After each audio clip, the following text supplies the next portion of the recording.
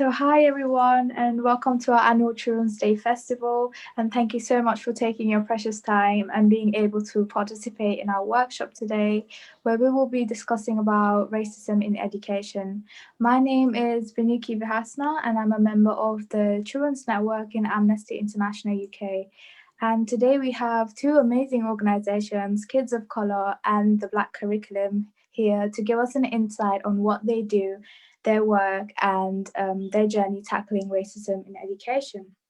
There will be a small Q&A session towards the end, so please do contribute and ask away any questions throughout the session. And if you are using the chat function, please make sure to set it to panelists and attendees as well, so everyone can see your thoughts. Before we go on, I do want to include a quick trigger warning, as some of the ideas that we will be discussing can be a bit distressing or upsetting for some of you. And if you ever feel like stepping out, feel free to step out of the session. We also have a Amnesty Mental Health First Aider here with us today, and Montague. Thank you so much. And there will be a link in the chat, and if you want to join into a breakout room to just take some time off or talk privately, do click the link and you'll be directed into that. And if you do want to rejoin the session back in, just close the breakout room and you should be automatically joined in. Now, getting into what we'll be talking about today. Racial prejudice and discrimination have existed for many decades, and it is still a major yet controversial issue that is going on in society. And the need to tackle this issue has been taken up by many incredible activist groups. However, racism is clearly not something that only adults face, which social media tends to represent most of the time. And children also go through racism, which is evident through racial slurs and bullying in schools especially.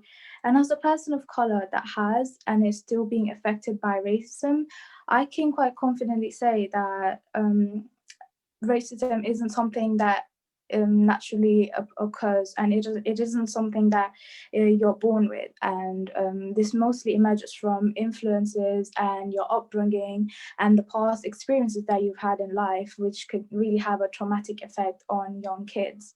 So work done so far to address these types of issues in schools have not been sufficient, and people should not be undermined by their ethnic backgrounds, for they are equally capable and skilled as anyone else.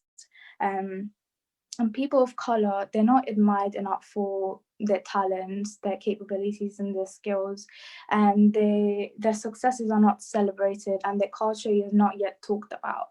They have this sort of stereotype and this label set by society, that sort of box that they're supposed to fill, they're supposed to fit in, and this restricts on how they really express themselves as individuals as well.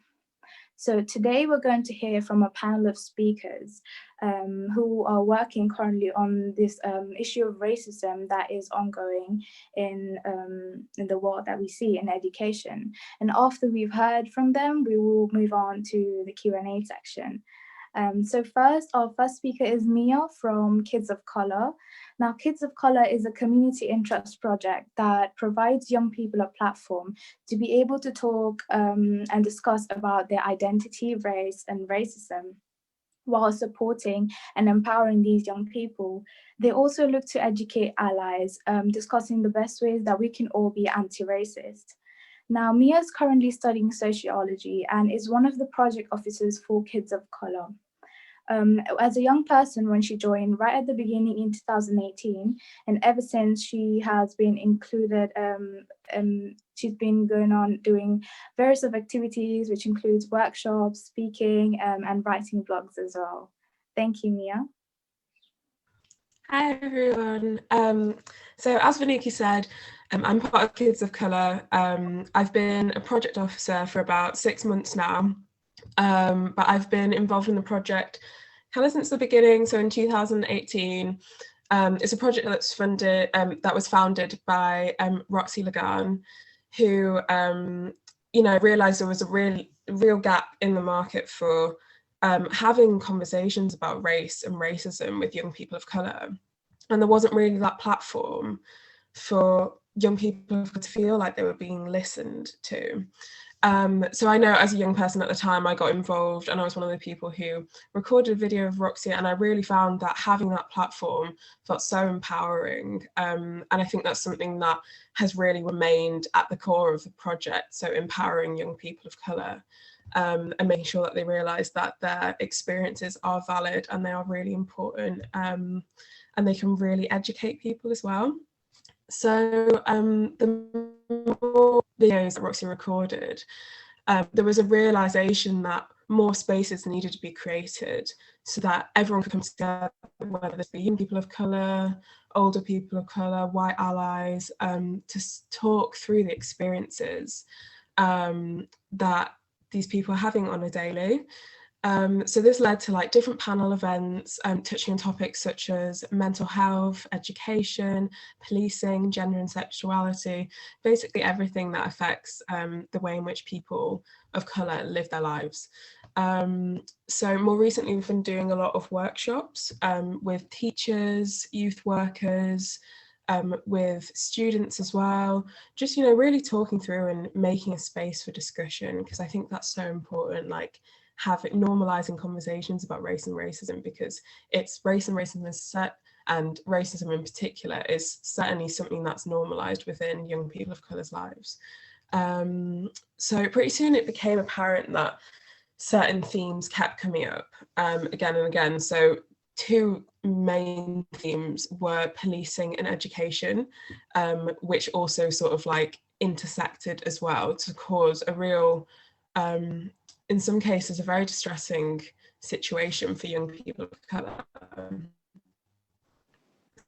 So, as we know, police and the education system are two institutions that are really dominant in our lives, and are also two institutions that hold a lot of power and can really influence the way that people experience things on a daily.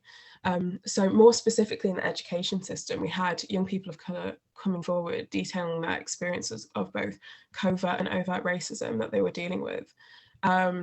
So whether this being labelled as being aggressive, their group of friends being labelled as gang members, or other things such as like an invasion of physical privacy. So people putting things in young Black kids' hair, like in their afro, and everyone laughing, and really just dehumanizing experiences for these young people of color. I think the problem that we've seen is that some schools, once they realize that their young kids are experiencing racism, they take a zero tolerance approach, which we've realized and seen again and again that is not the way to approach issues of race and racism, because automatically what it does is just shut down a conversation, where instead it should, when these things happened, as much as there should be consequences, shutting down the conversation is only going to lead to more distress, as well as resentment as well from either sides of the conversation. So we saw an example of two young Black boys using the N-word between each other, and a white student reporting this back to one of their teachers. So the school took a zero tolerance approach, and then ended up quite severely punishing that young Black child for using the N-word. So then he was monitored by members of staff, and obviously that's something that ends up going on his record.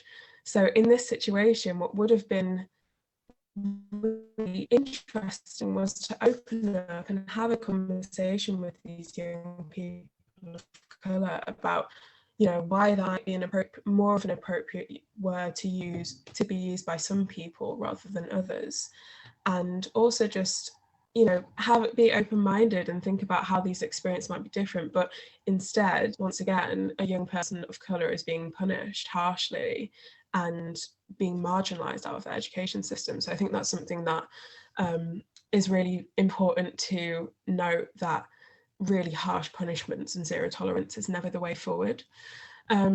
So in terms of labelling and young people of colour being called aggressive, you know, this is not always the case, but equally, if you're dealing with racism, you're entitled to feel angry and you're entitled to feel upset. I think what's really important is that these experiences are being acknowledged and there is a space for these children to express themselves, because I think otherwise what we're seeing is these young people of colour are so afraid to express what they're dealing with through fear of being punished, through fear of not being understood and not heard, and through fear of being marginalised more.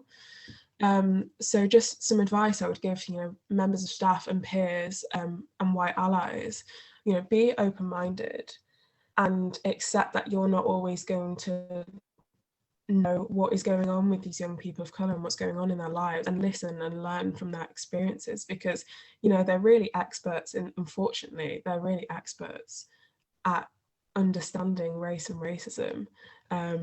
And I think it's important not to shy away from these conversations and really understand what they're talking about.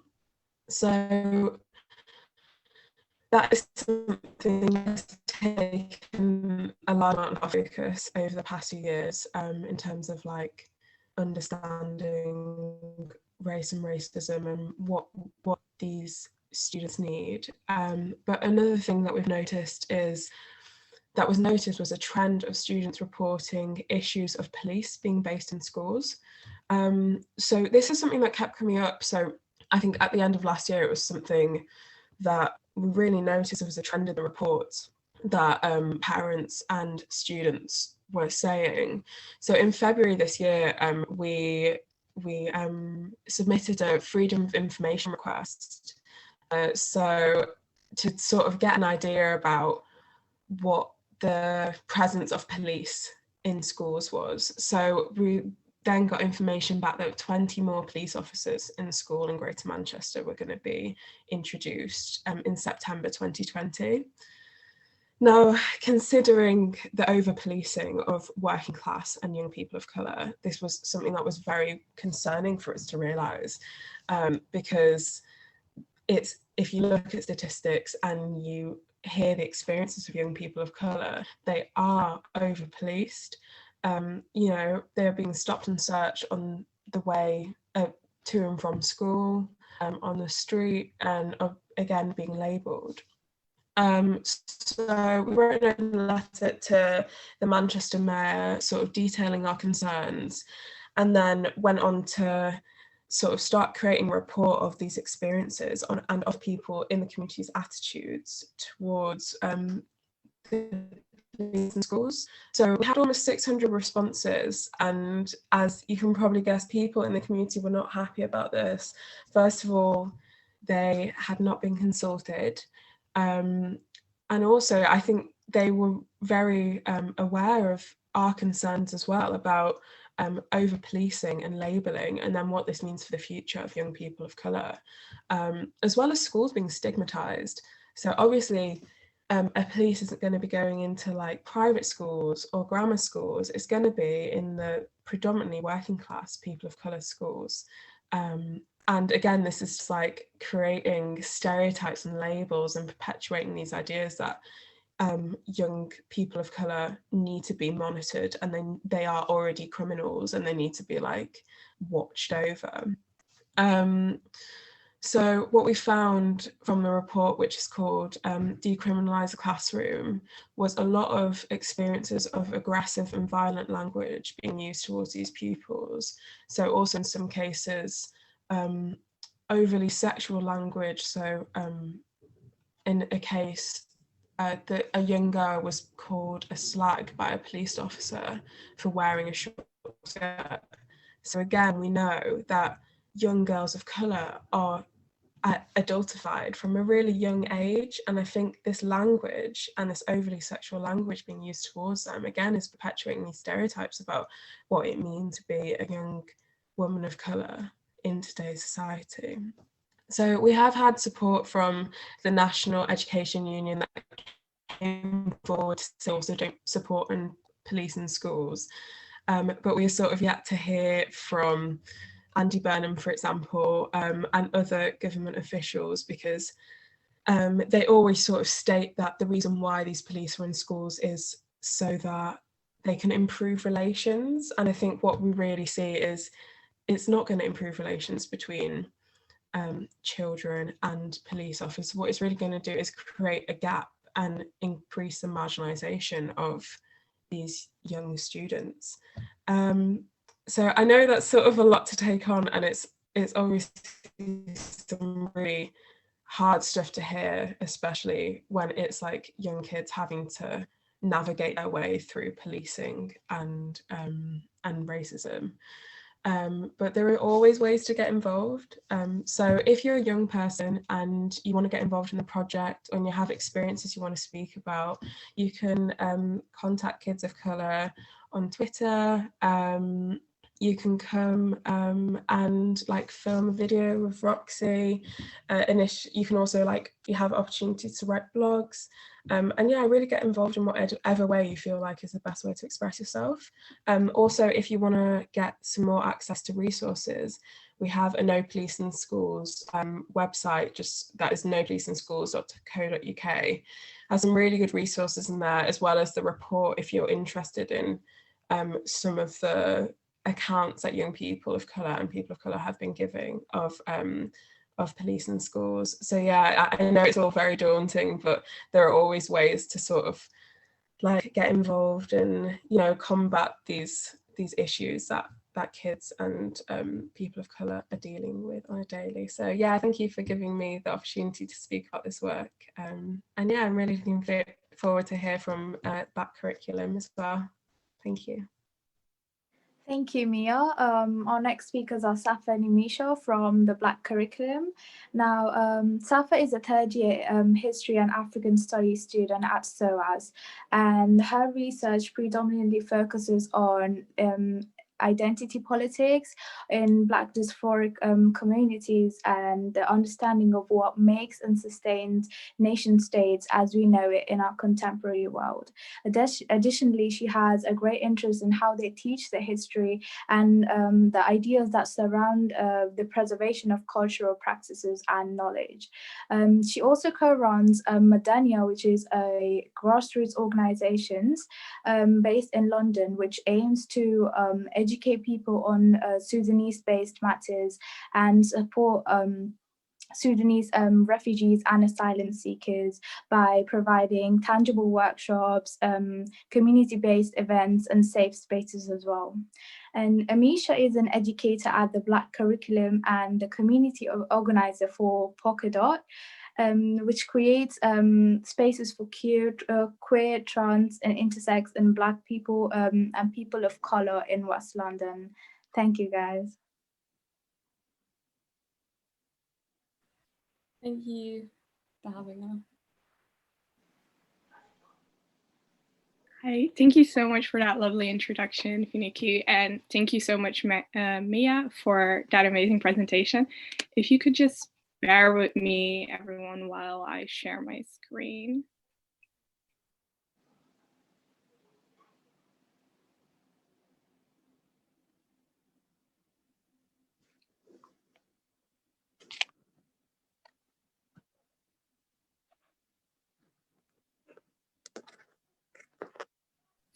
So hi, everyone. I am Safa, as you guys have all heard. I'm an educator for the Black Curriculum, and we're going to be facilitating this session today. So why are we here? To tell you about the work the TBC does and share a relevant insight with you all. So we're here to feel seen, to feel respected, to feel represented, to feel belonging, to feel comfortable, and to feel understood. So our objectives of today are to understand the mission and the goals of the Black Curriculum, to understand the importance of teaching Black British history, and to find out what steps you can take to learn Black British History 365. So who are we? The Black Curriculum is a social enterprise that aims to empower young people, improve a sense of belonging and identity in young people across the UK, and improve social cohesion. We do this by striving to embed Black British history in all schools and having it taught all year round instead of just in October. We promote adequate representation, cultural competency, and inclusion in education in all sectors in society. Our aim is to prepare students to become fully rounded citizens and ready for an increasingly globalized world. Our curriculum is grounded in the arts for young people to engage with history imaginatively, encouraging student satisfaction and critical thinking skills. Through our holistic approach, we aim to remedy a wider systemic issue. We also have our own licensable curriculum, and we develop free resources for schools and students to teach about Black history. So why did we start? After reflecting on her own experience within the British education system from primary level all the way through university and listening to the frustration of other people of not learning Black British history, our founder Lavinia Stennett started the Black curriculum to be the solution to the problem. I also want to highlight that everything that May discussed is also one of the reasons why the Black curriculum started. So we truly believe that Black British history is part of British history, and it must be in the mainstream national curriculum and in our society's everyday teaching and learning. We believe that admitting the contributions and presence of Black people to Britain, we're admitting their part and presence in Britain's history.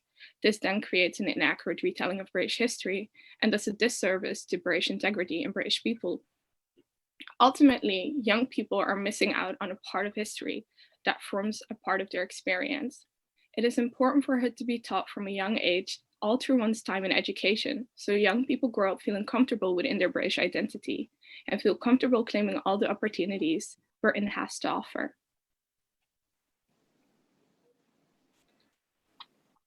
Okay, so now we want to hand it over to you guys a bit, all the participants here, and hear more about your experiences of learning Black British history at school. So we're going to put a couple questions on the side, and yeah, the first one's, what did you learn about? So I'll give everyone a minute to type their answers in the chat to this question. So what actual content were you learning, or if any, when you learned about Black British history in school?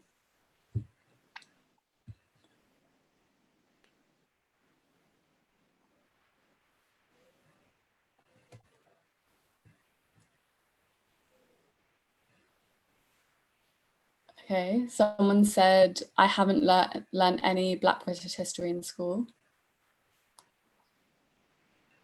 So yeah, some people have talked about learning about slavery.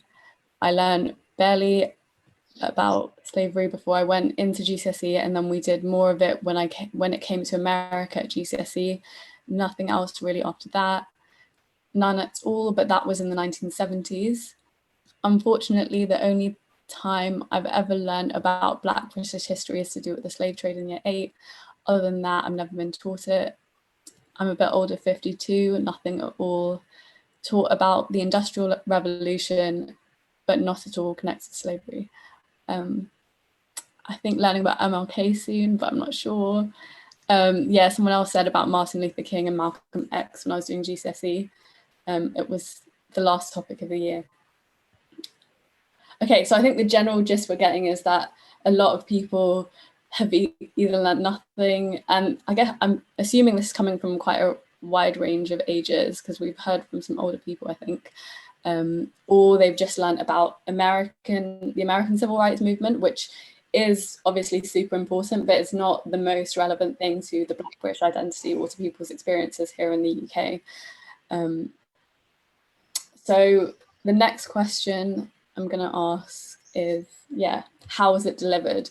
So did you have a lot of resources when you were learning about it? Did you have a lot of textbooks available to you? Did your teachers seem like they were very comfortable with the material? Were they teaching it in like an engaging way? So, okay, people are still talking. Yeah, I think there was a lot of American stuff, which we see a lot.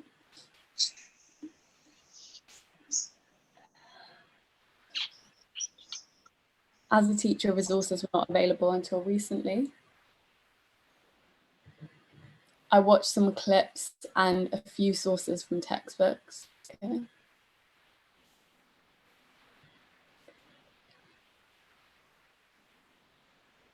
I think that's quite good. And yeah, what we generally see is that it's obviously relegated to October usually.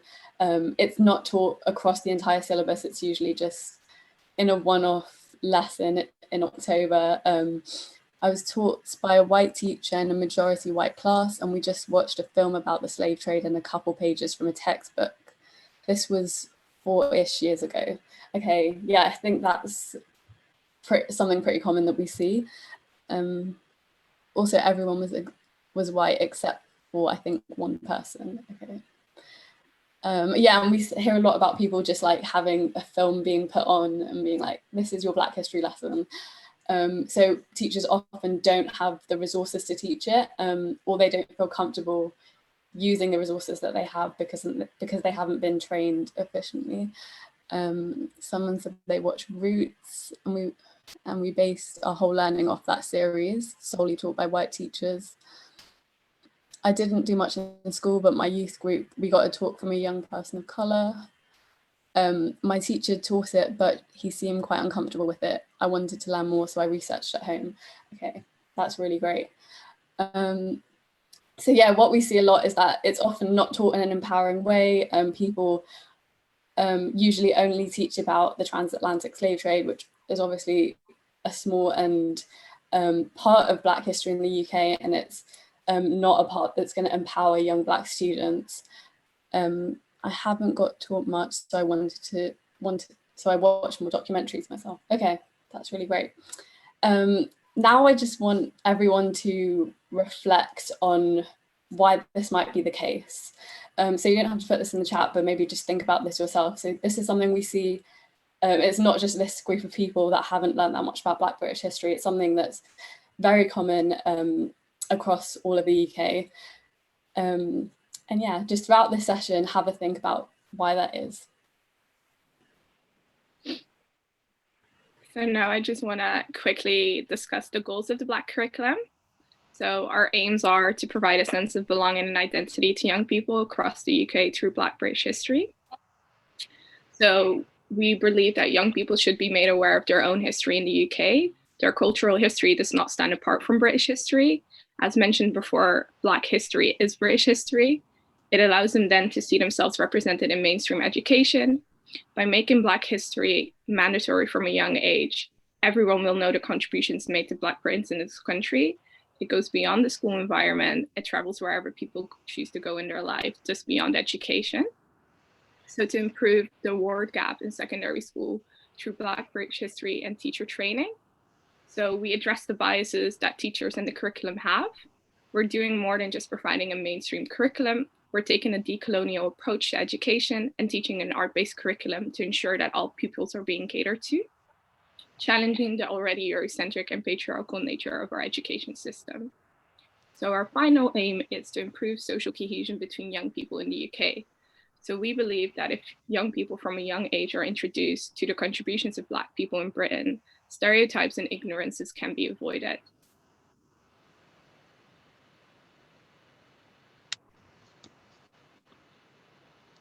Okay, so we offer a range of resources. You might have seen on our Instagram already. We have animations that we release that are accessible to people of all ages. We also have a podcast that you can find on Spotify, and we're constantly trying to find new ways of engaging our audiences with forms of education that haven't classically been thought of as like traditional sources of education.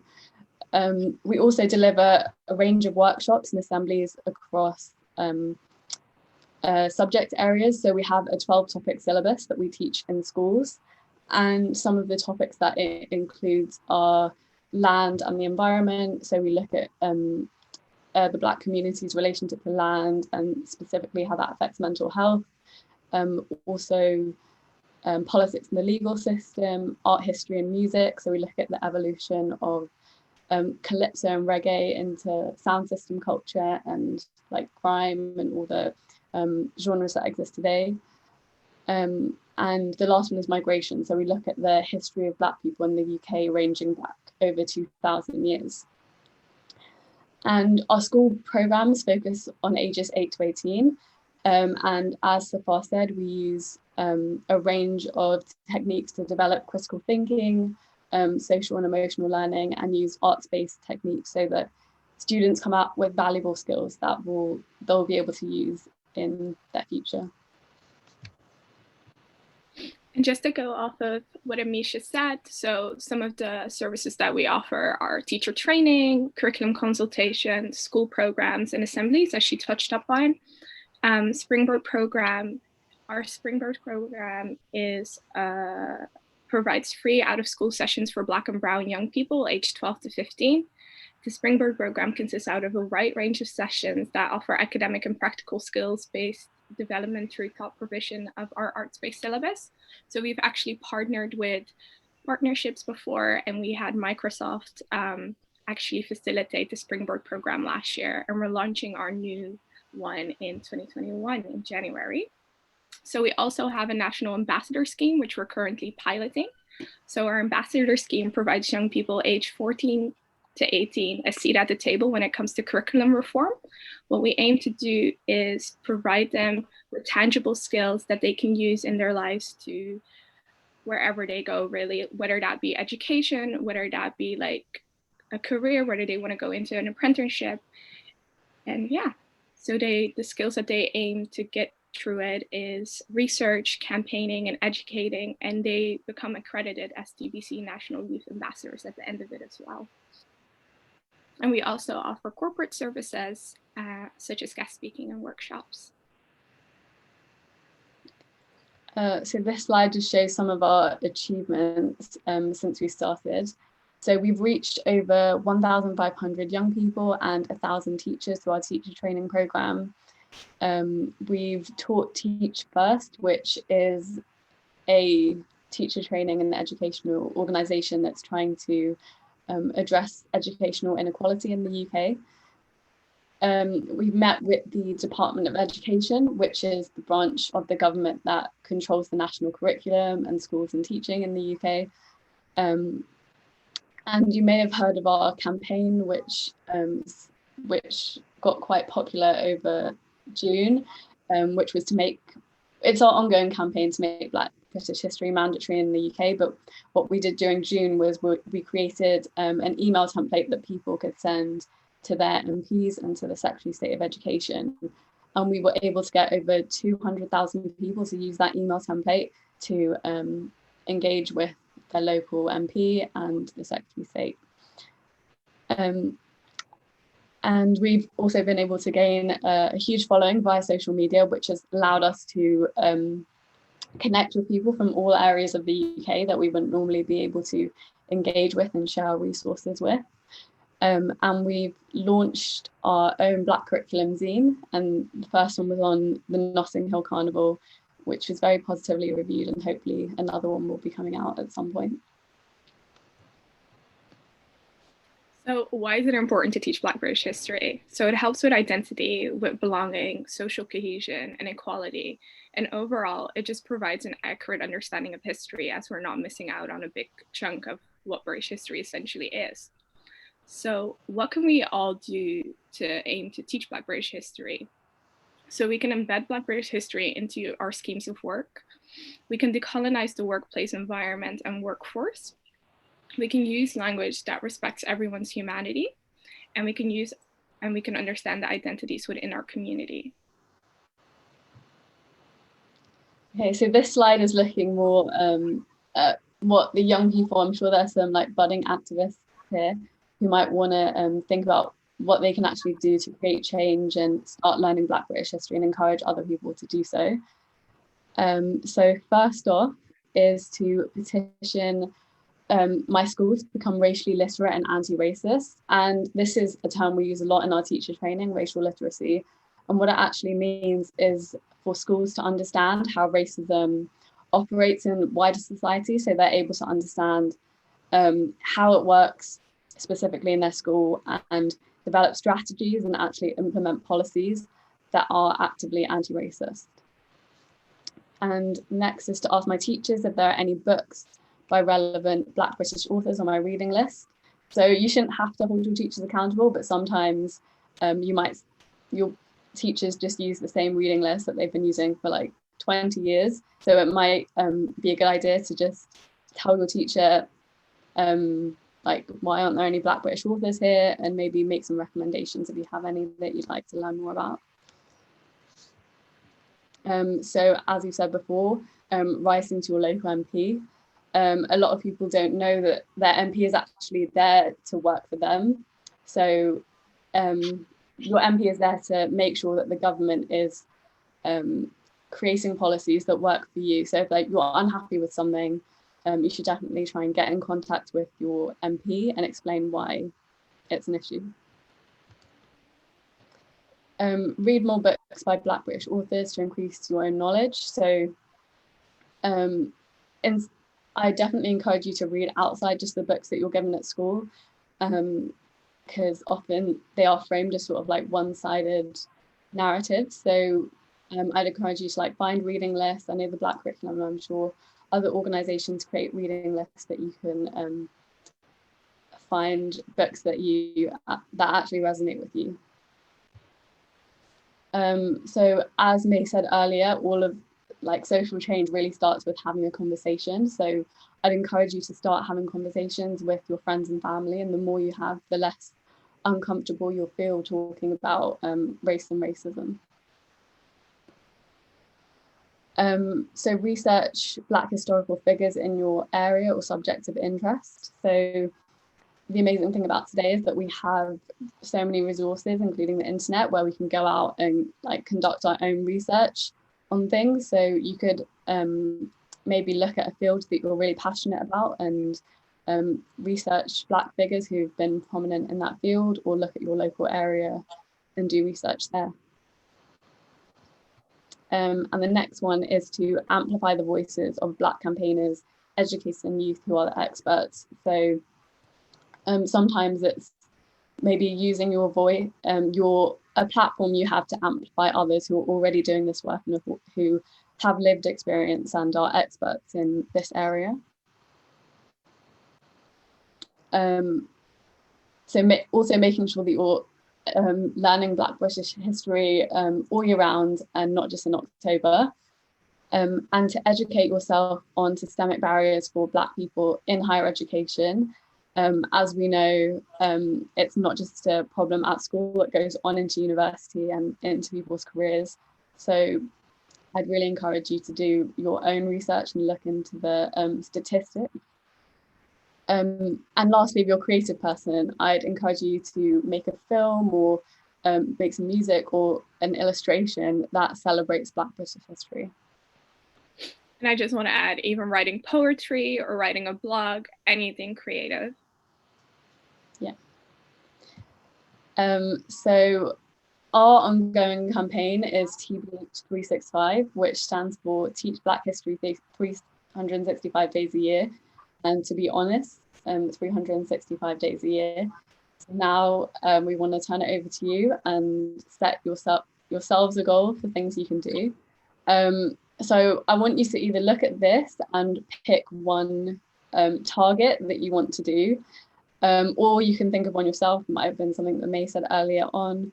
And I'm just going to give everyone 1 minute to think about why you chose this target, and then who can support me. So maybe it's friends and family, maybe it's an organization or some online resources that already exist.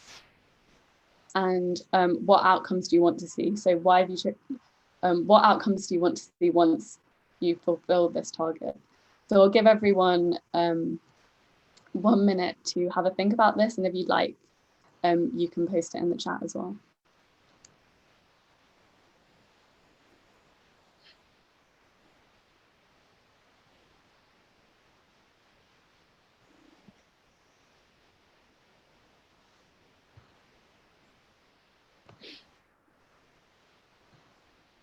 I'm just going to be reading through the chat while you guys are doing this.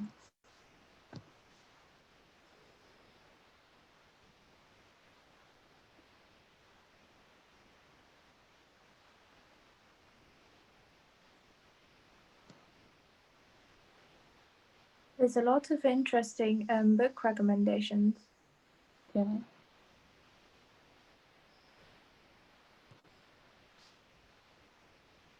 So you all have about 10 seconds left.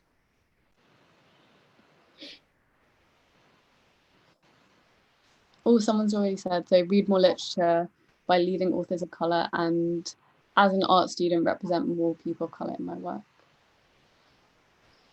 I'm a Christian, so I'm going to start doing talks on Black history and just supporting those in the community. Cool. Thank you for sharing. Okay, I think, someone's got a question about resources. Okay, so Fash, do you just want to? Yeah. So on reflection. So I want you all to think about what it is that you've learned today from both ourselves and kids of color as well, and what it is that you would like to learn more about. And I am the most surprised about. I just want you to reflect on this for a minute for yourself. You don't have to write it down in the chat box, but just think about it when you leave the session.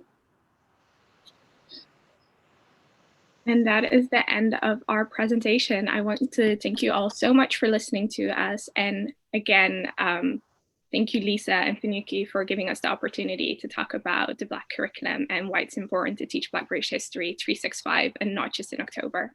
Thank you. Thank you, guys. Now that we've heard about the amazing work that these two organizations do, we want to open up to your any questions that you guys have. If you could enter any questions in the Q&A section, that would be great. So we've got one. I'm a white 17-year-old and my sixth form college is attached to a secondary school. There isn't much diversity. A dominant topic my Black friends and I discuss is the low-level racism they experience in school, the ignorance of our peers, and how the academic curriculum have been whitewashed and does not include any Black history, only European.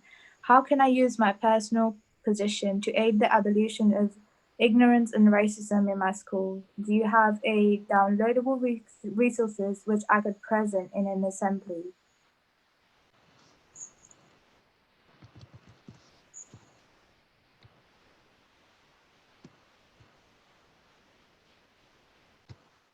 Could you repeat the last of that? Or Maeve, do you want to answer? So I was just going to say that I think it's really good that you're first of all acknowledging that there's an issue, because that's really important. Not everyone sees that, you know, especially if it's covert form of racism, it's not always easy to spot. So that's really good to start off with. I would say one of the things that I think is hard for people of colour, especially if they're not in a very diverse environment, is that it's not always easy to call out all of the experiences of racism.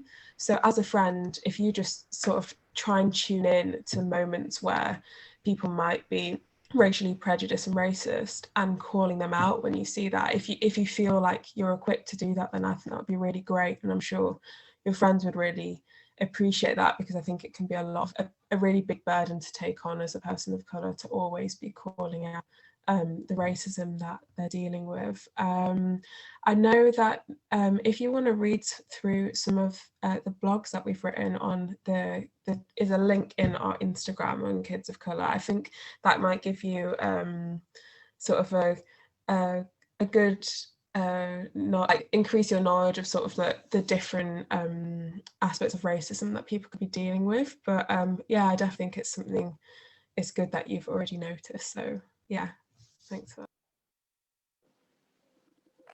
So we've got a similar question.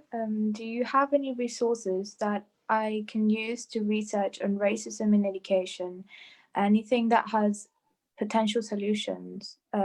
I heard the Runnymede Trust is good. So I know that we ourselves, the Black curriculum, on our website, we have some resources available to tackle anti-racist sentiments in school as well as for teachers.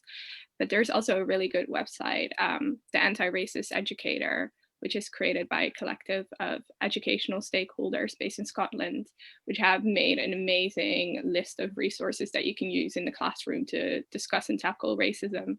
I'll add the link in the chat box. What else can I do if I know my MP is unresponsive and unwilling to act on suggestions about increasing representation and diversity?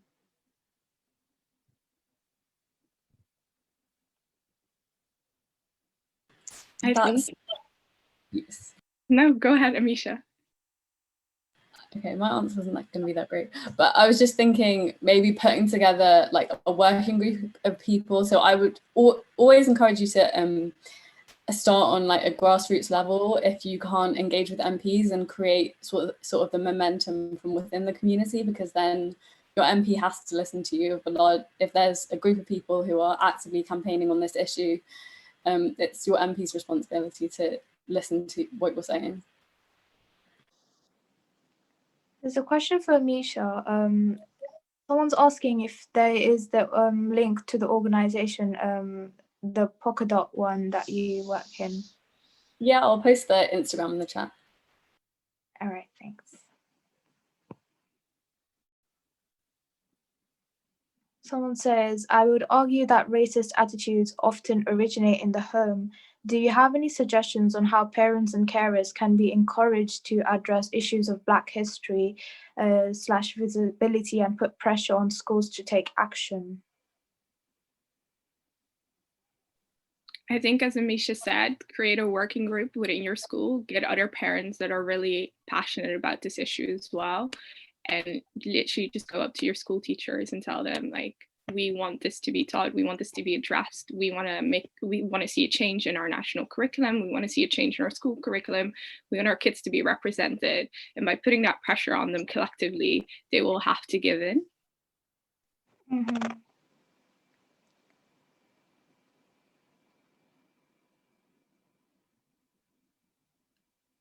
Someone says, many Tory MPs refuse to take part in unconscious bias training offered to members of parliament. How can pressure be brought on these MPs?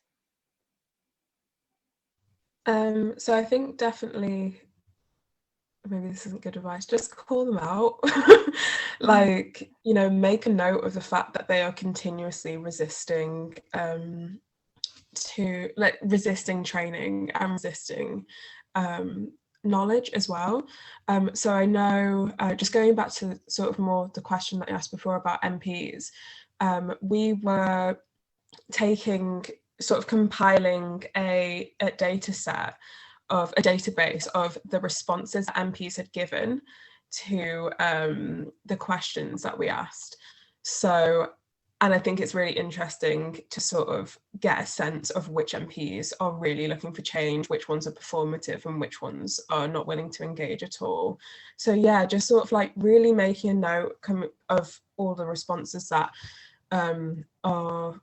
are given, and compiling that with like other people's MPs' responses. And I think that definitely puts pressure on them, because they realise that then they can't just get away with being ignorant, and they can't just get away with not being accountable for their racism. So yeah, that's the advice. I'd just keep calling them out, and then eventually, hopefully, they cave in.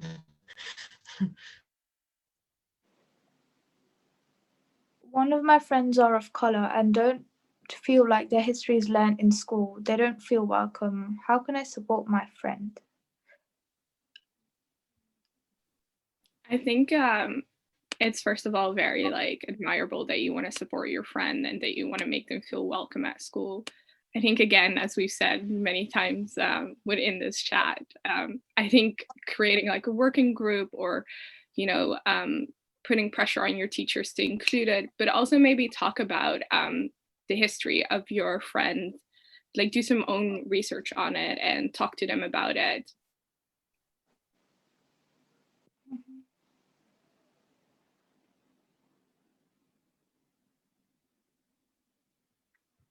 Someone said, Mia mentioned about how important it is to develop better ways for teaching staff to deal with racism among students. How do you recommend teachers best tackle this? So again, similar to what I said before, I think just making sure that the classroom feels like a space that you can have these conversations in. So I think a lot of a lot of people of colour and just students in general feel like, you know, the classroom is a space for learning academically and not a space to be speaking about social issues. And I think actually it's a great space to have conversation and to sort of open up the floor for different experiences. And, you know, racism between students, it happens often and it's not something that should be ignored. And I think rather than just like brushing it under the rug and hoping that it goes away, just really opening up the floor to have discussion and to have debate about things, because I think students of colour will really appreciate the fact that their teachers are opening up that space and are listening to the voices, which will then therefore make them more likely to open up more and come back and have these discussions. And then also other students, if they see that teachers are willing to have these conversations, they will hopefully then reflect that behaviour and also listen to their peers that are people of colour. So yeah, I think just like really normalising conversation and bring it into the classroom. Yeah. Someone's asking if there are any links with groups working in the Scottish education system, such as EIS and GTCS. So I know there is an organisation called the Anti-Racist Educator. We recently did a podcast with them, and they're great. They're doing a lot of work looking at you know, police in schools as well. They're sort of like trying to get a grasp of what the police presence in Glasgow is as well. So if you just go to their website, the Anti-Racist Educator, they have some great podcasts on there as well. So yeah, I know I feel like there maybe aren't as many, from what they said anyway, there aren't as many resources in Scotland. But yeah, I think they're doing a really good job at the moment of sort of like making a space for people of colour in Scotland to have these conversations. I've added their website in the chat if anyone is interested. Someone said, I want to start to help people who are of colour feel like their history is taught in school, but how can I do this when teachers never really teach Black history and without being shouted off or being told off for doing this?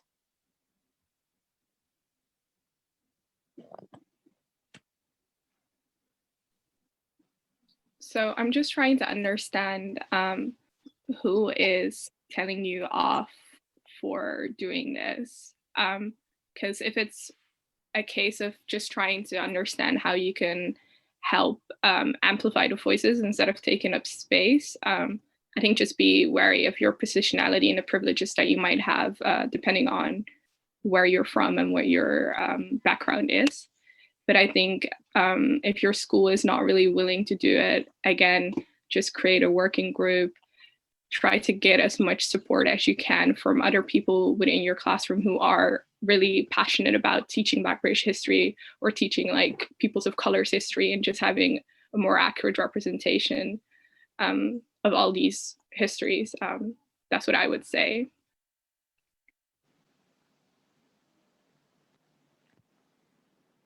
Someone says they're concerned about attacks on critical race theory. What are your thoughts on recent political comments around teaching in the UK?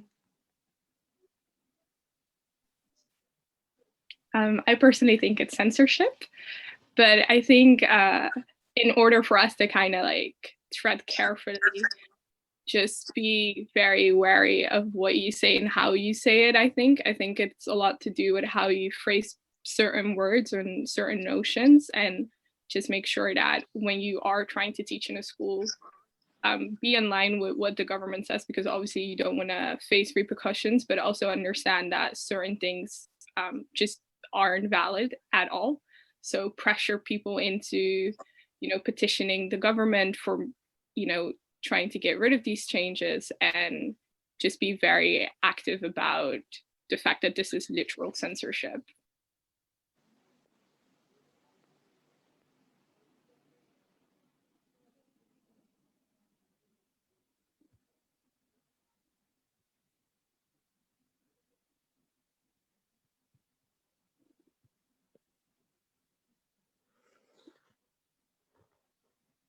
someone says, how do you talk about racism when you have a fear of what the teachers will say to you and what your other friends will say?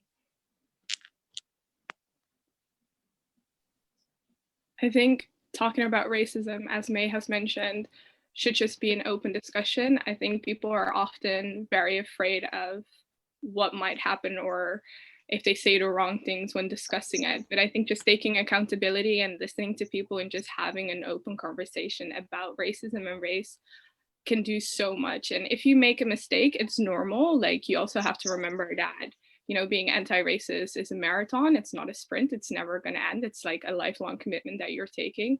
So just be very accountable for the mistakes that you make and genuinely apologize and just try to amplify the voices of people of color, because ultimately it's their lived experience. So they're the experts when it comes to these issues.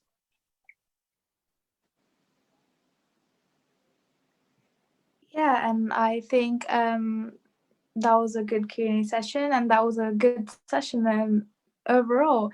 Thank you guys so much for participating and being interacting with us. This was a very successful event, and please do make sure to check out their socials and Kids of Color and the Black Curriculum on Instagram as well.